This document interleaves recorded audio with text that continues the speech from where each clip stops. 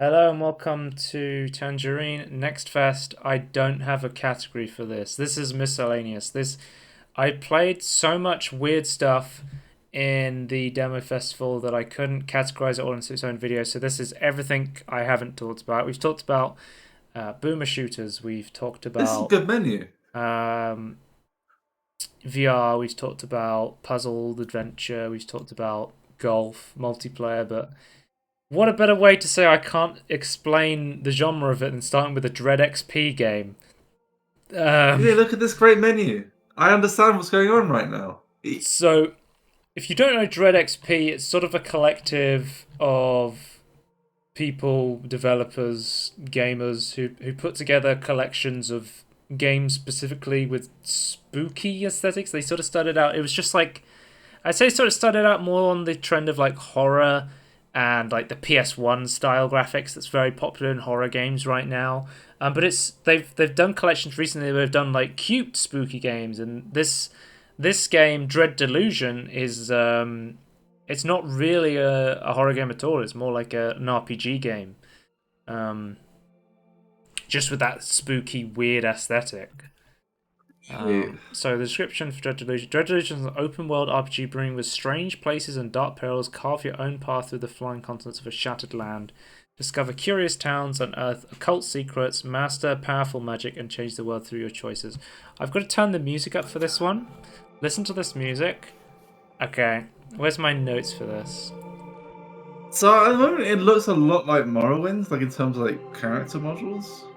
So PS1 style weird RPG, heavy text based. Yeah. I don't think there's any spoken dialogue at all. This Okay. soundtrack plays on loop, and it Oh made me God. want to die, but I don't know if that's the intended effect. Because if the game's like, we're just gonna play this soundtrack on loop and just fucking annoy the shit out of you, making you want to die because it's just this atmospheric, like, looped ambient track over and over again, then congratulations, you did your effect. If you weren't trying to annoy me, then I think we need more music for this game. So I quite like it at the moment, but yeah, I can see like if you just When you kept play listening it for to like this half an loop. hour on loop, you're Yeah. just like, It's like can, 30 can we seconds. get some more music? Can we Yeah, get that's some the more thing. Like, music? even if you have good music, you can't just keep listening to the same one. Uh, so, I think this game generally does have a cool atmosphere. It does have, you know, cool looking big open spaces, and the RPG mechanic stuff seem. Initially, I didn't realize I could go down the stairs, so I just immediately jumped out. It seemed cool at like first when you could choose your backstory and that would change like what stats you get and stuff. I was like, that's kind of Much like like Morrowind. you were saying like it sort of reminded you of like the Morrowind sort of style sort of This is thing. very similar to like I literally Morrowind. put in my notes it reminds me of Skyrim. So maybe I was Yeah, getting Elder Scrolls vibes because I've never played yeah. Morrowind.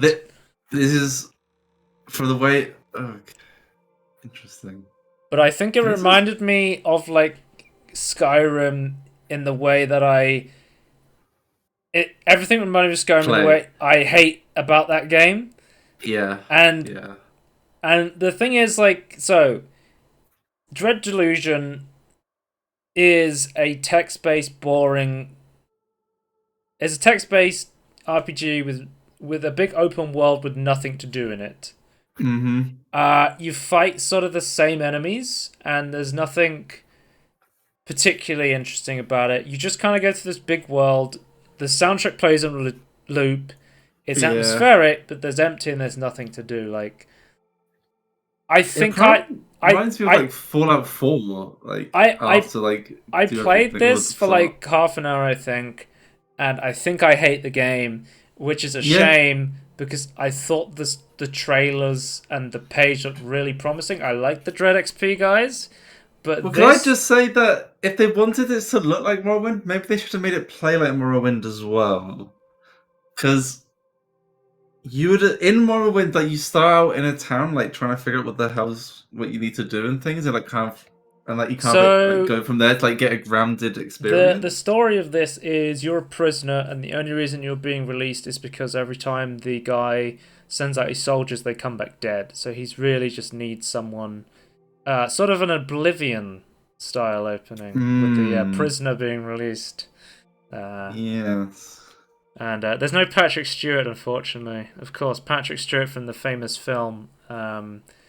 What was that film where he has like a body double of himself? Hang on, I might actually be able to. Do I have it? You motherfuckers are gonna kill all my lilies. Safe House, Safe Safe House. house. It wouldn't be an episode of the podcast unless I took the opportunity to talk about Star Trek instead of this game. Well, you get Todd Howard, you go to Oblivion, it just immediately goes to Todd Star Howard did an Trek. AMA recently, and it was actually kind of good. Like, Oh, okay. I've not seen that.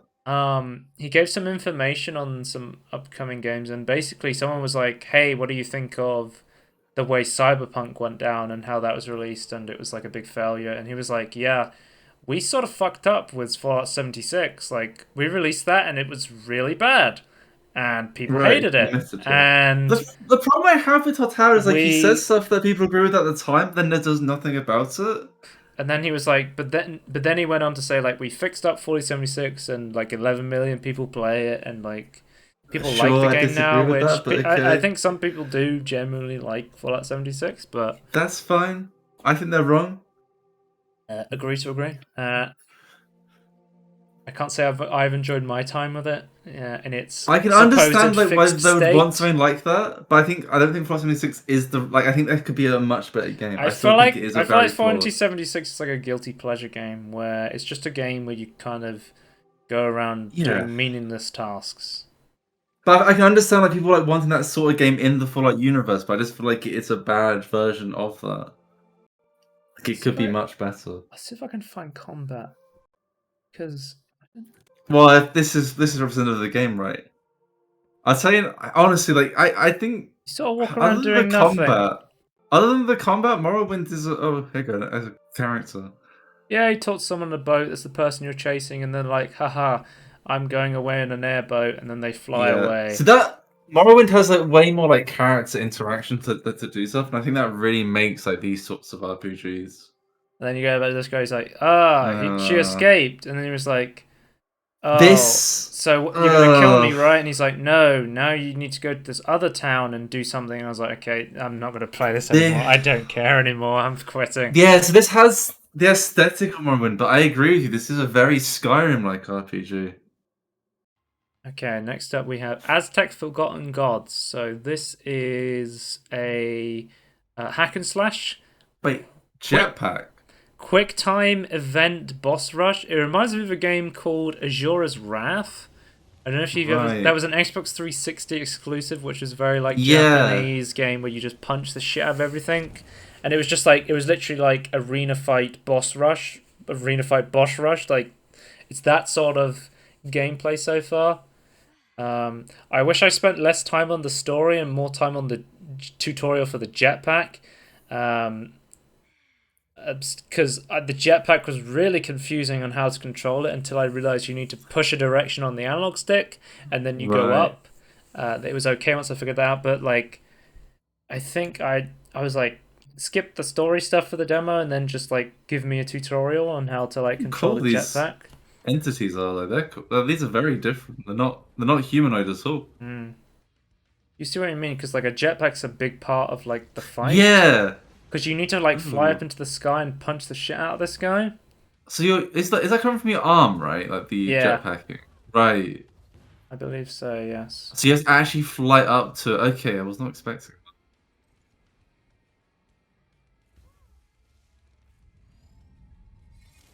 He has like several stages that you go through, and you'll send out like waves when you have to like get to The the UI highs is and like stuff. nice and simple, but like also thematic. I like Mm. that. Yeah, good UI design. Let's see. A Cyber Stone Universe action adventure game that follows actually a young Aztec woman in a quest to become a hero by wielding the power of the gods. That's all you had to tell me in the intro of the game. she's got some power of the gods and she's gonna punch shit. That's all I care about in a hack and slash. Give me the tutorial on how to use the jetpack, and then I'll go and punch stuff so I can beat the boss.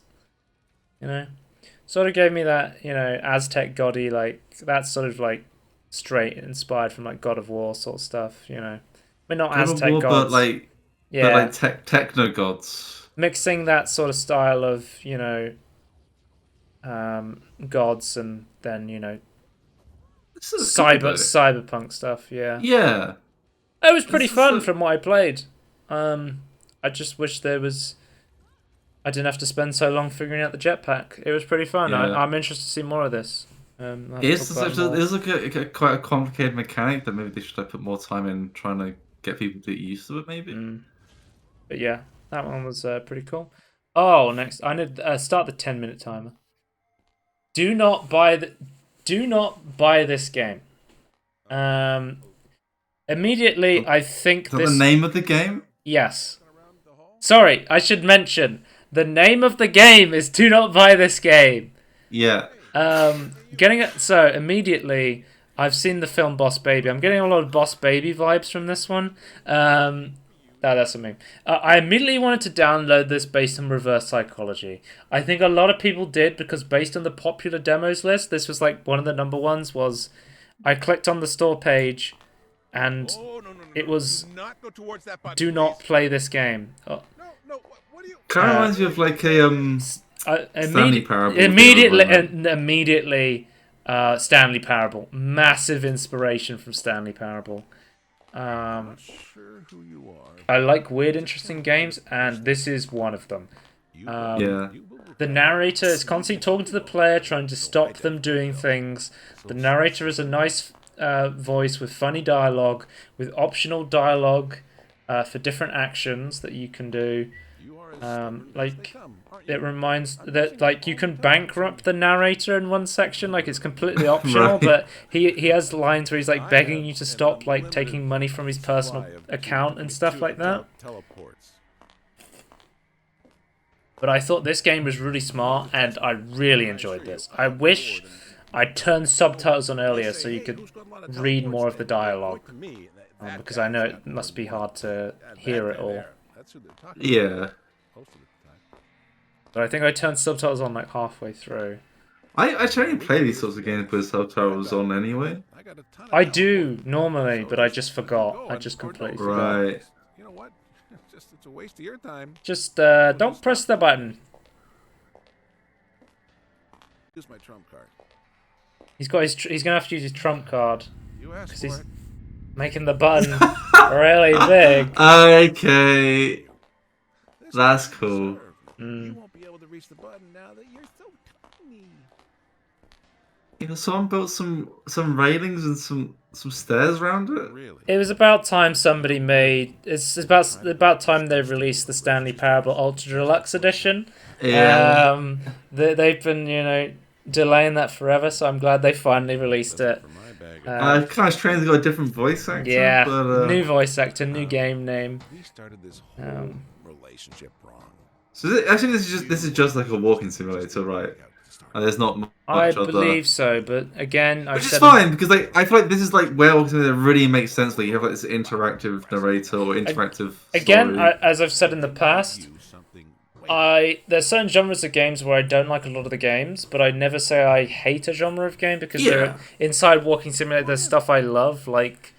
But like I think I love the Stanley Parable because it's really fucking funny. Yeah, but it's essentially a walking simulator. But if the defining feature of Stanley Parable wasn't there, and like they just had left with the base genre, like I think the base genre doesn't make sense. Like to me, it's not fun. You need to add something else on top of it to make it fun. Where something like a shooter, like you can add the base mechanics of a shooter, or even a boom shooter. Basically, what's happening is he's realised that I really want to press the button, so he's giving me a different button to press. And right. He's saying every time I press the button, I'm getting $1 directly to my bank account. Right. And then if you keep pressing the button, you then realise he then realises the money's been taken from his personal bank account. Right. And he begs you to stop pressing the button. Wasn't that your idea? So the private banking is coming. I see where this is going. My account balance. Honestly, I don't like it. So it's coming from the narrator's bank account. I'm taking the money from. I wanted to see what would happen if I Drinking water. I wanted to keep pressing the button for the video. I was like, I'm gonna find out what dialogue he has if I steal all of his money. Yeah, this is why it's cool. Like, it's like really interactive. Here, I turn on subtitles because I realise I haven't had them on, which is a shame. I think I pressed this button for a really long time because I'm like, maybe there's a second threshold where he just goes crazy. Because guess what? Well, at least it can't get any worse. Because he goes, well, you've taken all of my money, at least it can't get worse than that. But then you go to 0 and it starts to go to -1. Oh, Mom. You know what? I don't need to sit around and watch this. I'm waiting outside. So this is what I love. Like, to me, like, these sort of games are kind of, I guess, like, they kind of like talk about, like, they kind of like a commentary on the walking simulator in a way, because like you're like the gameplay is literally you pressing a button. I but there's, think like, I more keep pressing interesting this than most button to be other- like, Other way? maybe if I can make him minus 500 or 300 or something, then I'll say something else. But I only got as far as minus 306. So if you want to push it further and see if there's like minus 999 or something, or like, because there is Miserable financially? that thing in the Stanley Parable where you push a button for like 8 hours to unlock a super Yeah. ending or something like that. It's like crazy. Okay, so Don't let the baby die. Yeah. Okay. I think I know what went wrong. A button that gives you my money. It's not very satisfying. Sometimes I play like games on the Steam Demo Festival, and I do a Tangerine on them because I just play so many of them. So I'm like, this is the sort of game where I wish I did a spotlight on it, but I can't know it's going to be a spotlight game before I play it. Which is the problem. This is what you've been Because this waiting thing, I just for, want to show you the whole thing, Now because you it's get to great. Play a game I made for you by pressing a button. This is definitely. Oh, look at this. So go ahead, try and beat that space thingy. Oh, you missed.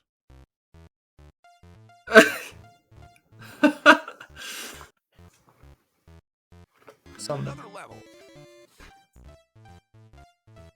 You know, observing you play, I can really see that creating a game for you is the right call. Look how happy you are.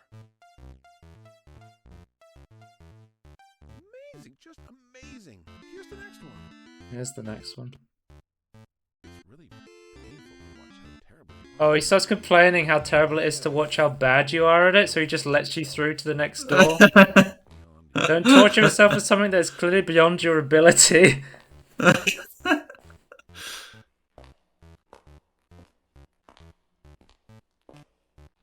enough to satisfy your obsession. In the meantime, I guess it's up to me.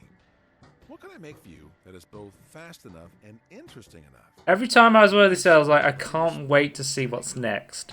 Yeah. I really hope the full game is as interesting as the demo. Like, just every time I play it, I'm like, okay, what's next? Like, I'm really interested to keep playing more of this.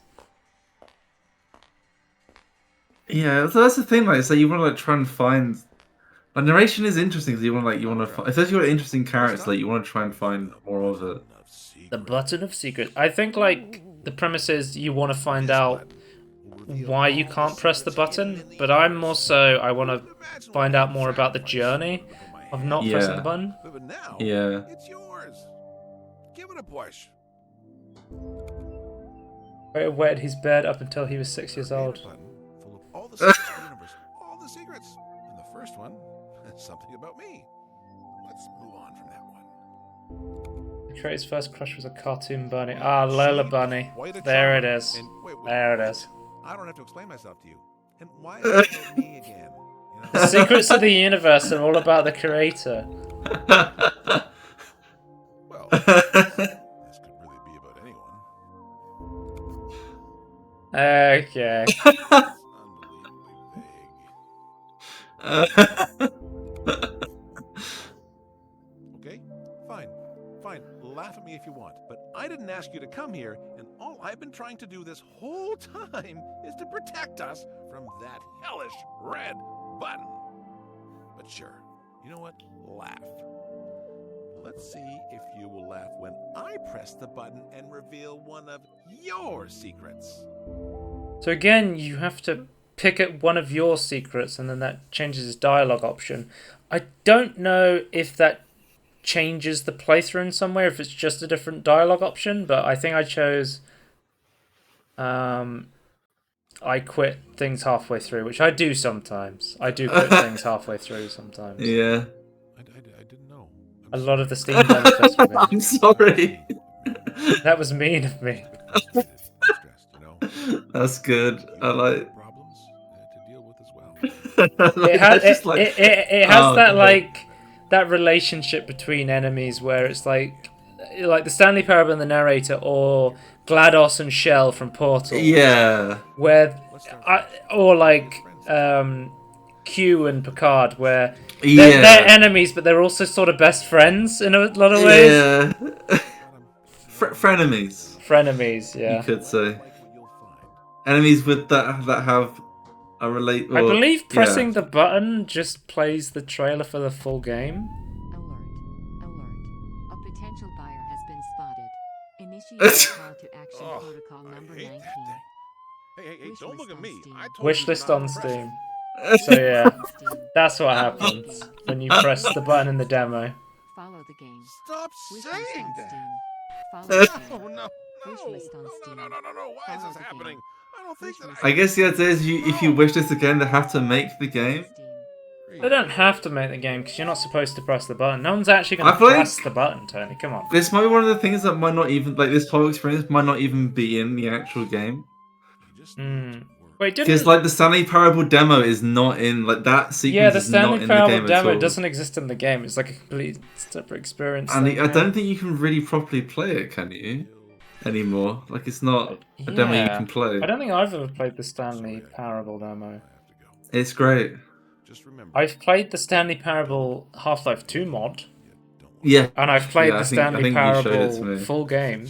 Haven't listened to me even once. I hope you will remember me. But the game's over now, so I can't talk to my narrator friend anymore. Okay, I gave We'll myself remember like him. 15 minutes on that. We've got to move on. Next up, we have Endling. Okay. So you know Your me, thoughts? Tony. As soon as I Artsy see platformer. artsy platformer, nature, humans versus nature, I love this sort of thing. I think it's Yeah. great. I'm a huge, They look great. I'm a huge animal fan. So the whole idea of the art where it's post-apocalyptic world where industrialism is destroying nature, and the way I think this game's great because it makes you care about these young foxes. It's really cool. The problem is, I think like the art and the story is really interesting, and the world itself is really cool. But I think the problem I had was it's just the gameplay is just not really there. It's poorly executed. It's sort of a survival side scroller. The gameplay, like it bogs down to smell for food, press buttons to pick up food, and do quick time events. Right. Like from the trailer, I thought it was going to be more of a platformer, but you're quite limited to how you move, sort of thing. Like most of the actions are like I'm pressing a single button and then an animation is playing out. Right. Okay. So yeah, I think this would be better as just a normal platformer then. Yeah. I am interested to know more about the story. You do like go into a cave and you have these little cute little fox babies, and you get to pick what they look like. But it's so sad, Tony. Because one of them in the night. Wait, what? I think, where is it? You go and you find food for your cubs. You got 4 little cubs. During the night, one of them wakes up, and someone's put a trap in your cave. A cute little frog to play with. This horrible man steals the little fox cub. God damn it. There was another. I think there was a platform you play at Fox. I think it was called like Seasons After Fall or Seasons As You Fall, Right. something like that. So you still got 4 cubs left, right? Seasons After Fall, yeah, that's it. Oh my And god. then you like smell the story of what happened, sort of thing. That's sort of the main gameplay, which is pretty cool. I just wish it was a little bit more gameplay heavy.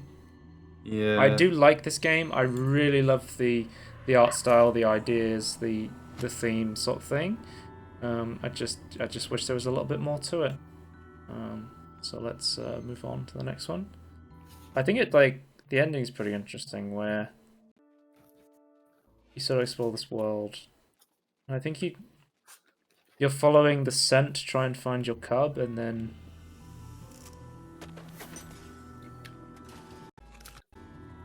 you like start to run past here with your cubs. Then they've got like a trained dog who attacks you, which ends the demo. Okay. Ah, Heck Deck. Next up, Heck Deck. I couldn't figure out what the heck I was supposed to do. Next up, and I don't know what the fuck Heck Deck is. Apparently Heck Deck is a bullet hell card game where the bullets are cards and time only progresses as you move. I really tried to play this game, and I could not for the life of me figure out what the heck I was supposed to do. I really tried to figure out what you're supposed to do. I thought I used the cards and then the shield is like a weapon, and like, yeah. Yeah, I'm confused. What? I'm confused too, and I play this. There's like enemies that come towards you, and you need to use cards to attack them, I think, and then they drop other cards to attack people. I don't know. I tried to play this, and I couldn't figure out what the heck I was supposed to be doing. So, I guess Heck Deck, it's in the name. The heck? Yeah, so... I tried with this one. Oh, okay, this is a big one. Big time. Inscryption. I think I played this before the...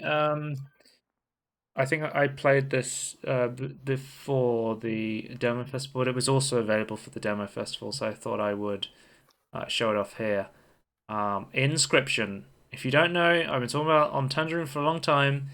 I'm a fan of Daniel Mullins' games, and I've been saying I think they've been getting better and better as he goes on. Every game he releases seems to be more interested. I think the Hex was a big improvement from Pony Island, and I think from the demo I've played in Inscryption seems like a really big improvement from the Hex. So really excited for the full release on this one. I know it's out now, but I have not played the full release yet. So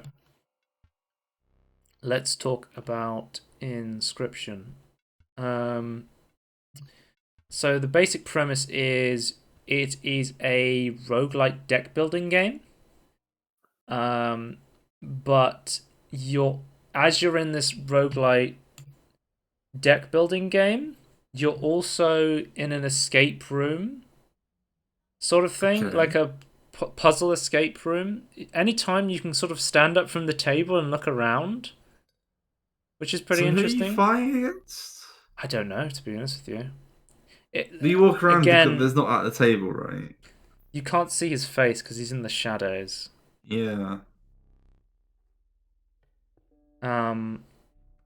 It has like, again, Daniel Mullins, they always have like really interesting like ideas, really like cool meta stuff, and then really creepy atmospheres. They're never like, jump scare shit, but they always have like creepy atmospheres, which I find really cool. I think usually with Daniel Mullins games, you play it and you're like, okay, I get the gameplay comes second because he has these interesting ideas, and then the gameplay's whatever.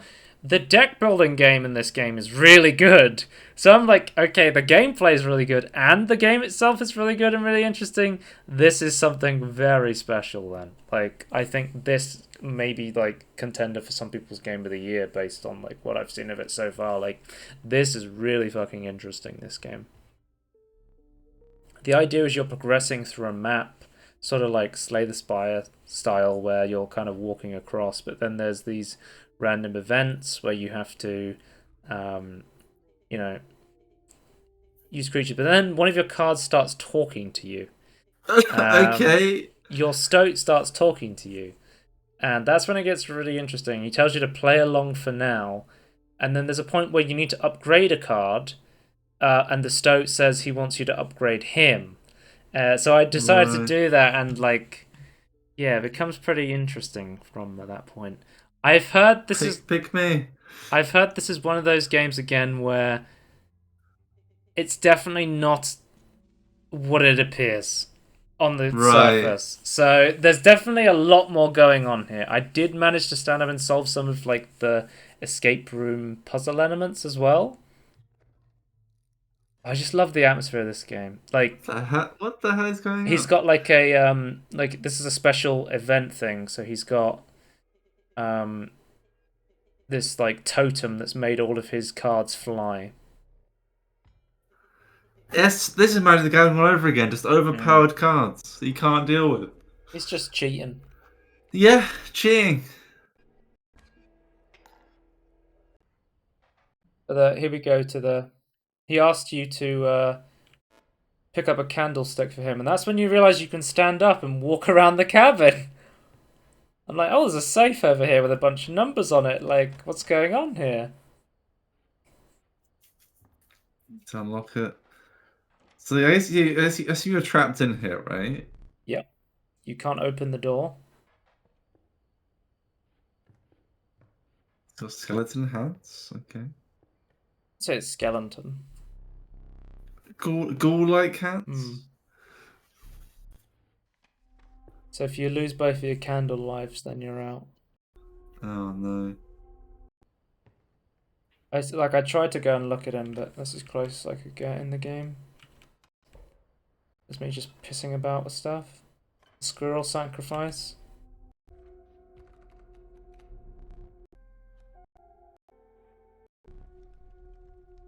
Even like upgrading your card is fucking creepy.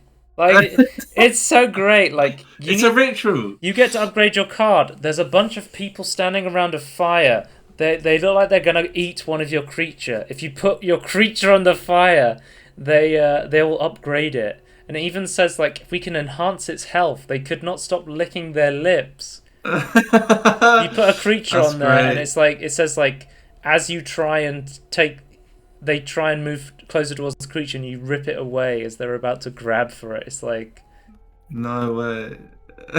yeah, this game is like oozing an atmosphere. Like, fantastic. This game, I cannot recommend even just playing the demo highly enough. I'm sure the full game is like even better, but I really want to try this game. I'm gonna pick it up in the next sale, I think, if it goes on. Yeah, this is fantastic. I said like I like all of the previous games. This is the most finished game. This guy's like this I creepy it's not weird fair. guy who's like a DM like sort of thing. He's like building a scenario for you, because you get to like this sort of like boss event where he becomes like a prospector and he puts on this mask, and it's like he's doing the prospector again. Easy boss, the mule's key. So I think if you kill the mule, it gives you like bonus cards to use. Right. But the pack mule keeps moving to the right, and then once you've killed him, he goes into like the next phase, and then he like turns all of your current cards into gold. The way you win is by tipping the scale. Every point of damage adds a tooth to the scale, and if you tip the scale with your teeth, then you win. There's another interesting thing is if you can rip out one of your own teeth as a once use item with a pair of pliers. In order to help you if you're stuck, because there's also other items. There's like squirrels in a jar you can use, because every creature you summon, you need to sacrifice a creature in order to summon it. That's why you see like the blood values. Yeah. Which is why I think the Undying Cat's really cool. It's like a 1 blood card and it has 1 health, but it's undying, so you can sacrifice it as many times as you want. Oh, okay. Pretty cool. I should have. Yeah, I should have played a different. Misplay. Mishplay. Them's gold in those cards. And he just turns all your cards into gold nuggets. Oh no. As the next phase. Gold! I've struck gold! The gold nuggets do? I don't know, actually. I think it's just blocking me from playing any cards. So I have to, like, let him play more cards while I try and desperately win. Does that mean he killed the card that was talking to you? There's my second candle being blown out. Oh, okay, well. This is where it gets interesting. Wait, what the fuck is going on? And then he takes like a photo of you. So you get your own death card, and you choose the stats for it based on your based on the creatures that you got in that run. So I guess this is where like the roguelike mechanic sort of comes in for when you go for another run. I call it Jeff. Jeff! Remember Jeff! So then when you start the run again, it introduces this bone mechanics to you, where creatures have bones to summon them, and you get bones as you kill creatures. Oh, okay, that's so it doesn't just like start from the beginning again. There's like more mechanics sort of thing, but you do go back to the prospector fight. But then I was like, oh, I'm going to solve some of these puzzles instead of actually just playing the game. The Stoat's like, hey, why don't you go and find this in the cabin? So like the Stoat is sort of like the one who's trying to help you get. Oh, that's if you need an extra point of damage, you just use the pliers to rip out one of your teeth to help you survive. Yeah, it reminds me of the Shadow Realm in Yu-Gi-Oh! A well-earned point of damage. I don't think you would really do it. Ripping out your own teeth. Oh, dirt.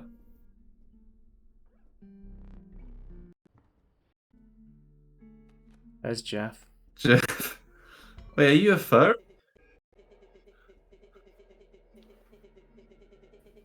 He wrote a passcode in the rulebook. That's what the Stoat's saying.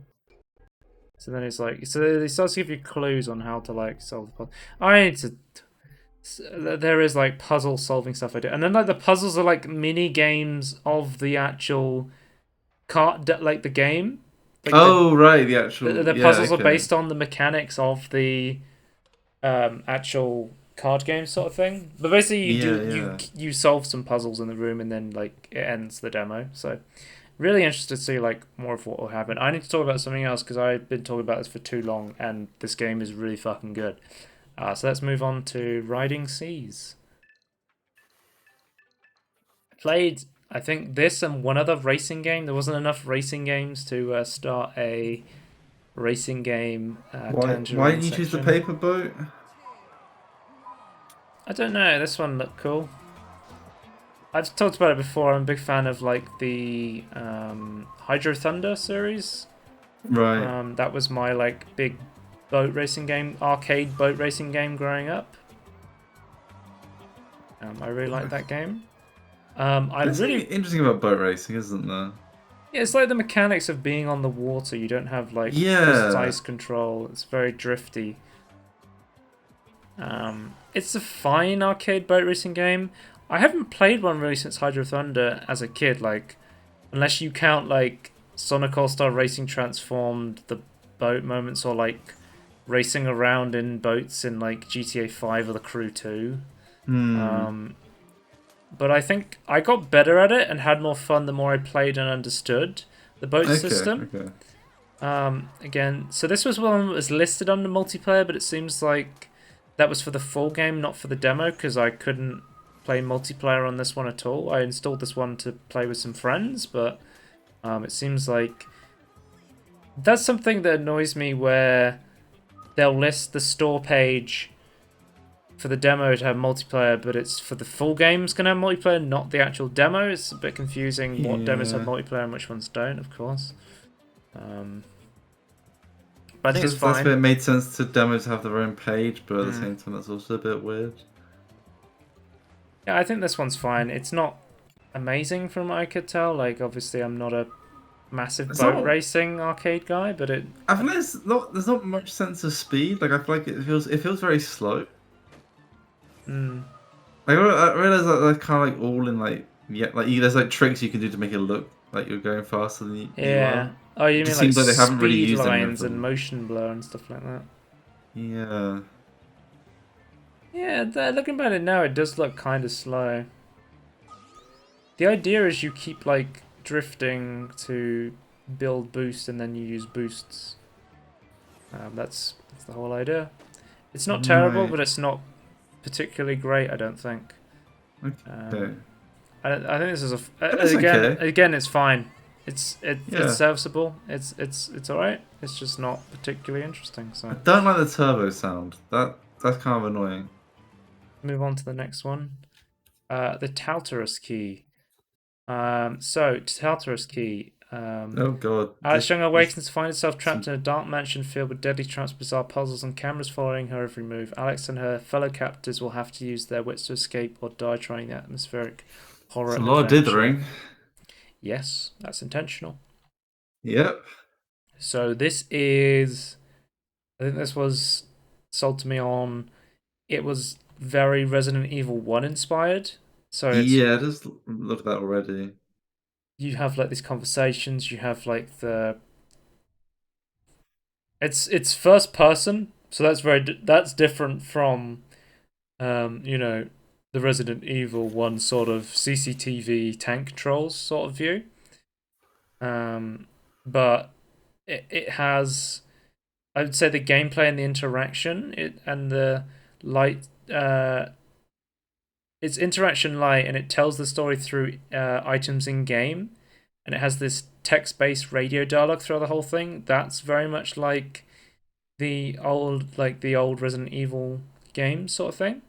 Yeah. One thing I'll say, I did enjoy the puzzles in the demo, and I was never confused by them, which is really cool. Okay. So That's good. that either means they were so easy even I could solve them, or they were well designed. So take that from that what you want. But Yeah. I think they were a good mix of like challenge and, you know, not just being utterly completely confusing. There was a nice amount of accessibility options for reading text, such as changing the font, adding backgrounds to it, reducing camera shake. In terms of graphics options, there was none. It is another retro PS1 style throwback horror game. So as you can see here, it is in first person, and you sort of go around the room looking for clues in first person. Feels crazy to me. Like it reminds me of like PlayStation 1, PlayStation 2, like Japanese UI, but like with like far more flair. Yeah, like the blue stuff. Yeah, It was like Final yeah. Fantasy almost sort of The thing. grey and blue looks. And it's not, even though there were other games as well, but it's like it just reminds me of that so much. Mm. And like even like the silver like examine text and things like it pops up with, like an animation instead of just showing up. Yeah, you had a puzzle where the code was on the postcards, sort of thing. So basically, you've been kidnapped, and you're just trying to figure out why the fuck you've been kidnapped in this weird, spooky house. Yeah, this is cool. I would like to know, like, if there's more gameplay down there. It was a lot of like walking sim, like sort of stuff. Mm. From what I played, like the second puzzle was you used pictures on the wall to solve where bottles went. There are CCTV cameras. They're just watching you. Someone's watching you, which is pretty interesting. There is like some creepy stuff that starts happening where you line up a stuff. It reveals, and then like a mirror moves on the other side. But it doesn't move on this side. Like sort of like weird psychological ghost sort of stuff sort of happening. Like you're not sure what's happening, if it's in your head or if it's in real life sort of thing. Yeah, this is kind of creepy. You should check behind that painting. painting looks normal. Maybe there's something behind it. And then you find that there's the wallpapers coming off here. There's a gap in the wood. Maybe I can break through it. So the other woman in the other rooms, there's like the room's filling with gas, and I'm trying to help her out by breaking into there. Right. I'm playing games with a damn magic mirror, and you're slowly suffocating. So I put my head down, and yeah, the person in the mirror starts moving around, and I'm like, what the hell is going on?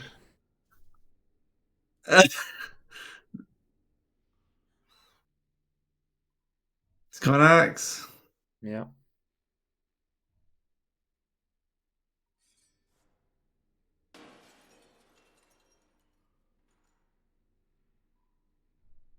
It's like, is this like... So it's giving me, what's that, Silent Hill sort of vibes, where they would do that sort of stuff, like weird shit would start happening in the mirror, and it was getting like really like psychologic horror sort of thing.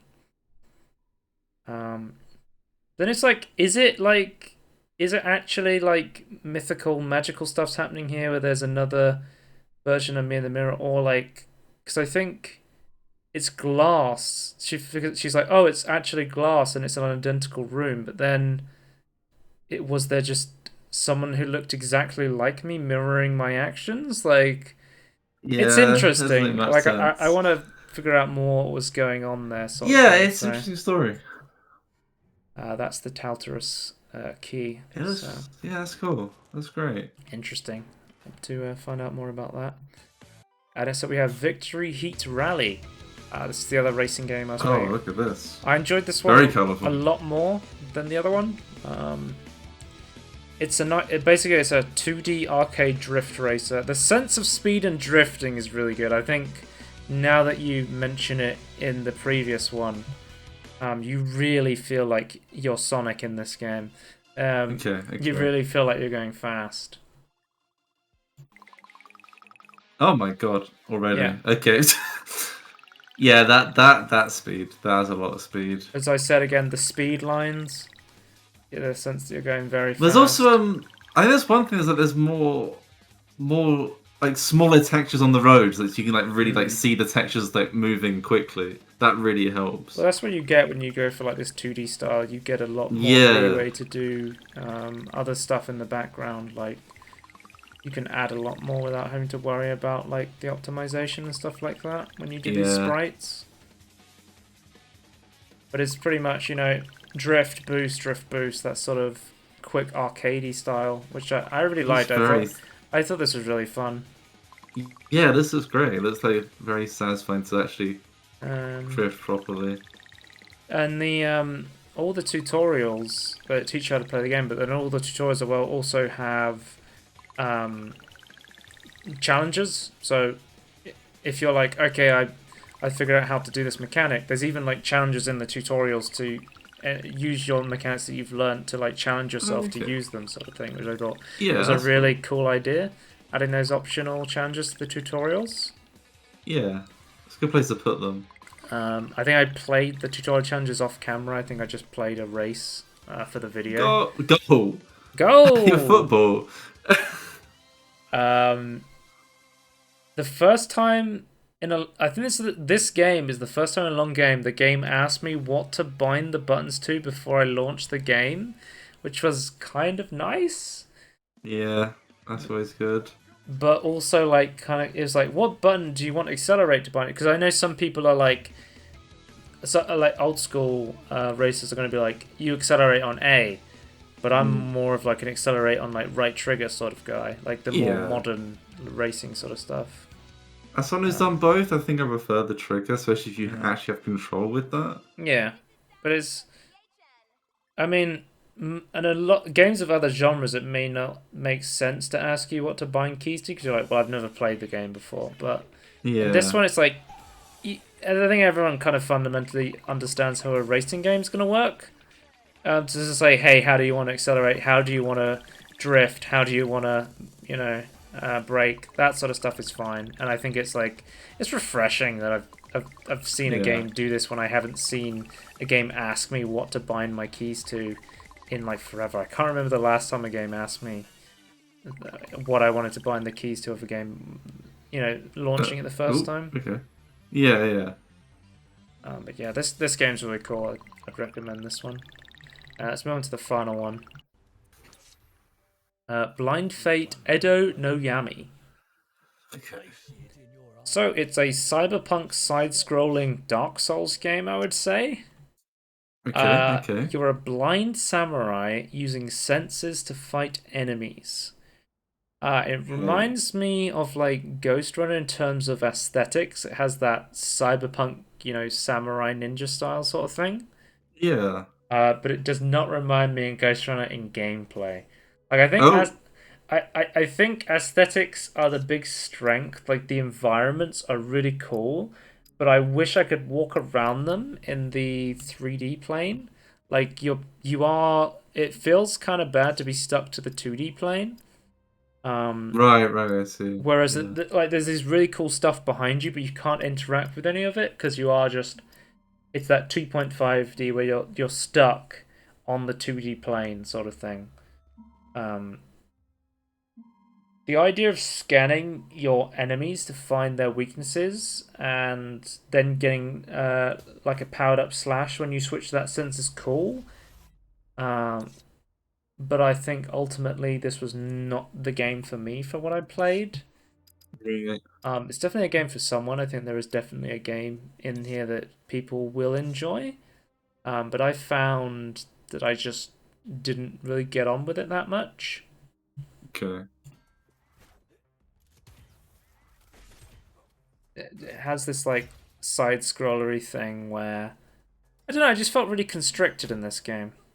So you don't know where the enemies are until you Yeah, kind of, like, hit so them, I that's a guess. big thing is you're blind, so you're stuck on the 2D plane, but then you also can't see your enemies until like you parry an attack from them and then figure out what sense they're on in order to deal bonus damage. I would say looking at this, it looks more like the enemies are invisible, less than like you can't see. Yeah, they're sort of see-through. There's not like I get you want like to like show like cool like imagery off, like you don't want to like, just have like a black screen. But like there should be like there's another way to show that like that you can't see them. Yeah. I don't know. I think like again, the game looks really good. I just wish I could. I feel like I could explore the environments more because I felt so constricted just walking in a straight line and running into invisible enemies. Yeah. Like I don't know. I feel like I think there's a cool idea of less but not well executed maybe. again, I think there's someone out there that's really gonna love this game. It's just not me because the gameplay, the actual gameplay itself, the animation itself felt fine. I just didn't really enjoy it that much. So It's almost as like the gimmick like kind of ruins the rest of the game. but yeah, At least what I can see. that is the end of the miscellaneous for the Steam Demo Festival. And if you want to put Is that all the demos that is for the every festival? single Demo Festival game I Okay. played. That's probably like 30, 40 demos. Yeah. We've talked about overall. If you want to put a timestamp here, Tony, I'm going to give a list of my favorite demos for people to check out. Yep, okay.